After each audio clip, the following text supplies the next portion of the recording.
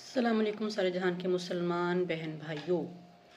جب فرعون نے، آپ کو پتہ ہی ہوگا نا، فرعون نے اپنے وہ سارے بیٹے جن کے ماؤں کے بچے پیدا ہوتے تھے ان کو مروا دیتا تھا اور لڑکیاں زندہ چھوڑتا تھا کہ نبی نہ ہو پیدا، نا اس ڈر سے سارے کو مروانا شروع کر دیا۔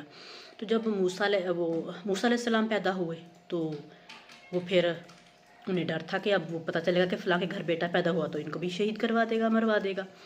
تو اللہ نے پھر کہا کہ یوں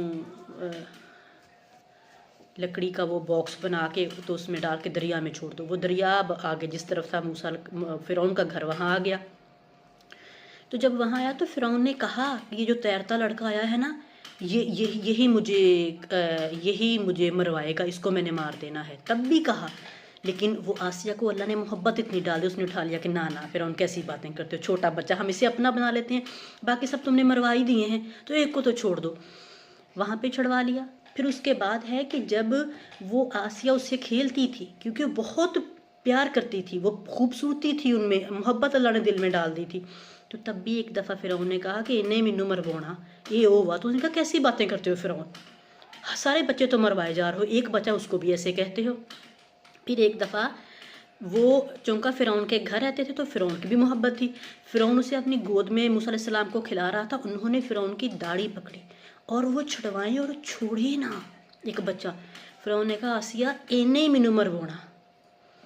تو آسیہ رضی اللہ کہتی ہیں کہ فرعون کیسی باتیں کرتے ہو، ہر وقت یہی کہتے رہتے ہو کہ انہیں مینو مروانا۔ تو اس کو نا تسلی نہ آئی فرعون کو، اس نے کہا اچھا لاؤ۔